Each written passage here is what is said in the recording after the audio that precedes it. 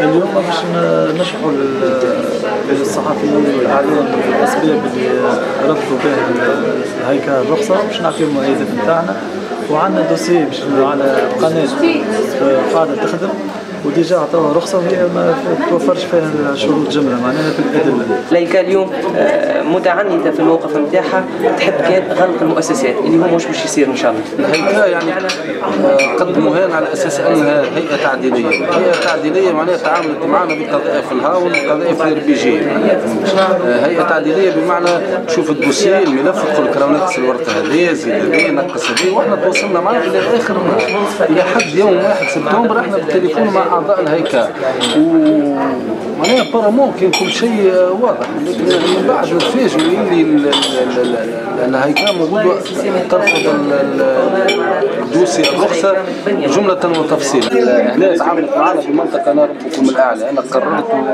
اللي في راسكم نعملوه.